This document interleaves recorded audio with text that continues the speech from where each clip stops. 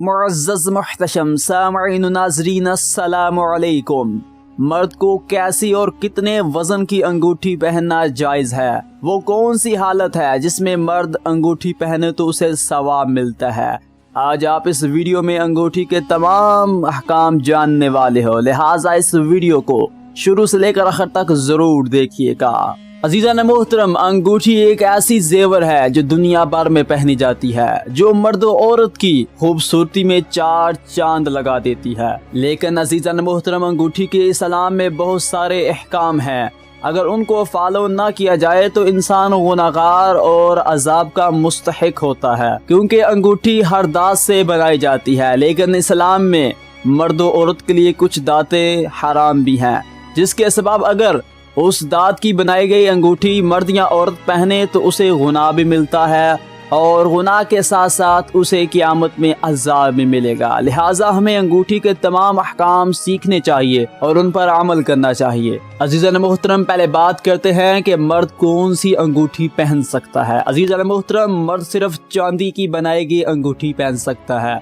शरीयत ने जो चांदी की अंगूठी का वजन मुकर्रर किया है वो एक मस्काल यानी 4.5 माशे है। अगर इससे एक माशा भी या 1 ग्राम भी ज्यादा हो तो वो अंगूठी मर्द के लिए हराम हो जाती है। और अजीज़ान मोहतरम, कोई मर्द एक से ज्यादा अंगूठी नहीं पहन सकता। सिर्फ ऐसी अंगूठी जो चांदी की हो और 4.5 माशे से कम हो और तादाद में सिर्फ एक हो, ऐसी अंगूठी सिर्फ मर्द पहन सकता है। चांदी के अलावा बनाई गई किसी भी दात से अंगूठी मर्द नहीं पहन सकता, जैसे कि सोना, पित्तल, लोहा, तांबा, इससे जो अंगूठी बनाई जाती है वो अंगूठी इंसान नहीं पहन सकता, क्योंकि हुज़ूर सल्लल्लाहु अलैहि वसल्लम की खिदमत में एक शख्स पित्तल की अंगूठी पहनकर हाजिर हुआ तो हुज़ूर सल्लल्लाहु अलैहि वसल्लम ने इरशाद फरमाया, क्या वजह है कि मुझे तुम में से बुत की बू आ रही है? तो उस शख्स ने पित्तल की अंगूठी फेंक दी।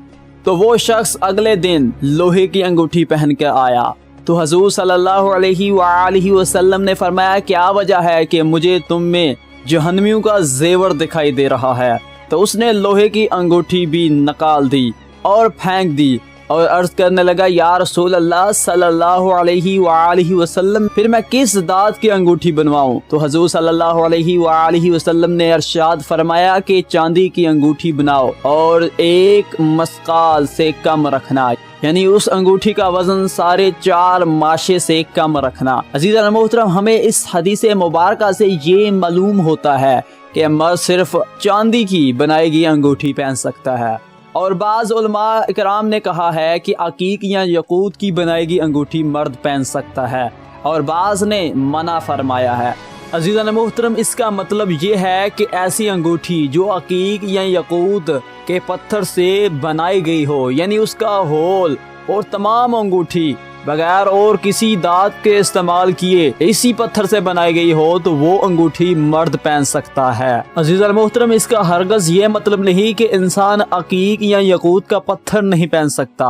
मर्द अकीक या यकूत का पत्थर बतौर नगीना, यानी जो चांदी की अंगूठी बनाने के बाद उसके ऊपर एक नगीना सेट किया जाता है, उसकी अंगूठी पहन सकता है। अज़ीज़ान मोहतरम, अकीक और यकूत की तरह और भी पत्थर मार्केट में मौजूद हैं, जैसे कि फरोजा, टाइगर वगैरह। इनके नगीने के इस्तेमाल से जो अंगूठी बनाई जाती है वो भी अंगूठी मर्द पहन सकता है। और अजीज़ान मोहतरम, ऐसी अंगूठी जिसमें 1 से ज्यादा नगीने लगे हों वो भी अंगूठी मर्द के लिए हराम है। अजीज़ान मोहतरम, कोई मुसलमान मर्द हाथ में छल्ला नहीं पहन सकता, क्योंकि इस्लाम में सिर्फ चांदी की अंगूठी की इजाजत है, ना कि छल्ले की।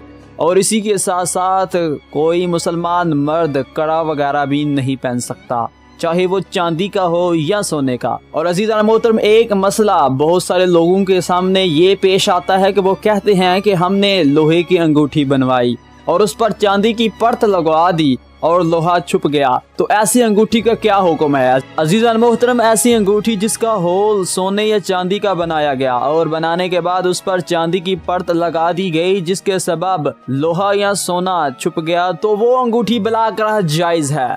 अजीज़ान मोहतरम, औरत चांदी के साथ साथ सोने की अंगूठी भी पहन सकती है اور ایک بات کا دھیان رکھیں کہ عورت سونا اور چاندی کے علاوہ پتل، تانبا، لوہا، یہ ایسی دھات جو عورت و مرد پر حرام ہے، ایسی دھات کی انگوٹھی نہیں پہن سکتی، اور عورت ایک سے زیادہ انگوٹھیاں پہن سکتی ہے۔ عزیزان محترم، آپ نے کبھی نہ کبھی ایسی عورت کو ضرور دیکھا ہوگا جو مردوں کی طرح نگینے والی انگوٹھی پہنتی ہے۔